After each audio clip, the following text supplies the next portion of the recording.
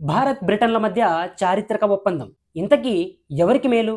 ఎవరికి నష్టం? ఒకప్పుడు వాణిజ్య పేరిట వచ్చి పాలించి వెళ్ళినటువంటి బ్రిటన్ ఇప్పుడు మనతో చారిత్రకంగా చర్చలు జరుపుతోంది. సమాన భాగస్వామిగా ఇప్పుడు ఆ బ్రిటన్ దేశంతోనే మన దేశం చారిత్రక FTA కుదుర్చుకోబోతోంది. అంటే ఫ్రీ ట్రేడ్ అగ్రిమెంట్. ఇది ఒక ఒప్పందం కాదు, ఇది రెండు దేశాల ఆర్థిక భవితత్వాన్ని మార్చేసే అద్భుతమైనటువంటి అడుగు. అయితే ఇది ఎవరికి మంచిది? భారత పారిశ్రామికులపై దాని ప్రభావం ఎలా ఉంటుంది?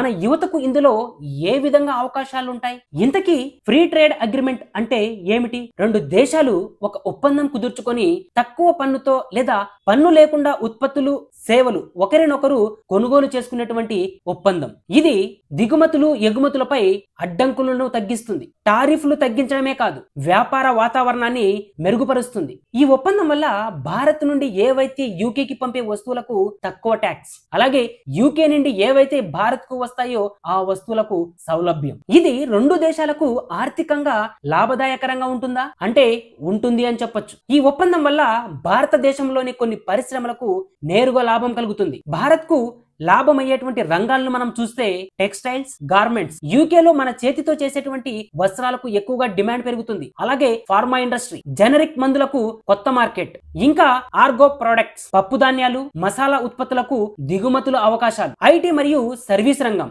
భారత టెక్ కంపెనీలకు కొత్త క్లయింట్స్, ఇంకా టూరిజం మరియు హాస్పిటాలిటీ రంగాల్లో కూడా యూకేలో అవకాశాలు ఎక్కువగా మెరుగవుతాయి. కానీ కొంతమంది చెబుతున్నటువంటి విషయాలు గమనిస్తే యూకే నుండి చౌకగా వచ్చేటువంటి వస్తువులు మన SMEలకు పోటీగా మారవచ్చునని కూడా భయపడుతున్నారు. లాభం కొందరికి మాత్రమే పరిమితం అవుతుందా? రైతులకు ఎలాంటి ప్రొటెక్షన్స్ ఉంది అన్న సందేహాలు కూడా వస్తున్నాయి. ఇక్కడ భారత్ విద్యార్థులకు, ఉద్యోగులకు ఇది ఒక గొప్ప అవకాశం కావచ్చు. స్టూడెంట్స్ కి వీసా ఈజీ అవుతుంది. ఇక బిజినెస్, చిన్న వ్యాపారులకైతే యూకేలో కొత్త అవకాశాలు కూడా కలుగుతాయి. దీనివల్ల భారత్ విద్యార్థులకు, ఉద్యోగులకు ఇది ఒక గొప్ప అవకాశం కావచ్చు. ఎందుకంటే స్టూడెంట్స్ వీసా ఈజీ అవుతుంది. బిజినెస్, చిన్న వ్యాపారులకి యూకేలో కొత్త అవకాశాలు ఎక్కువగా లభిస్తాయి. కానీ దీన్ని సమర్థవంతంగా అమలు చేయడమే అసలైనటువంటి విజయం. మన SMEలను ప్రొటెక్ట్ చేయాలన్నా, యువతకు స్కిల్స్ నేర్పించాలన్నా, రైతుల మద్దతు కోసం యాక్షన్ ప్లాన్ ఉండాలన్నా వీటన్నిటికీ ప్రభుత్వం ముందుగానే చర్యలు తీసుకోవాలి. ఇక ఈ ఒప్పందం వల్ల యూకేకి ఎలాంటి లాభాలు ఉన్నాయి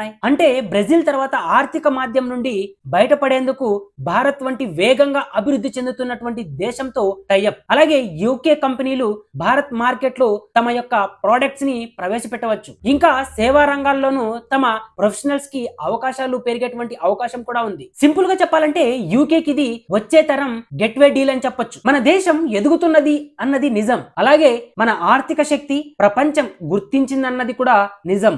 ఇందులో మీ యొక్క అభిప్రాయం ఏమిటి? ఈ ఒప్పందం వల్ల మనకు లాభం జరుగుతుందా లేక నష్టం జరుగుతుందా? సో మీ యొక్క అభిప్రాయాన్ని కింద కామెంట్ రూపంలో తెలియజేయండి.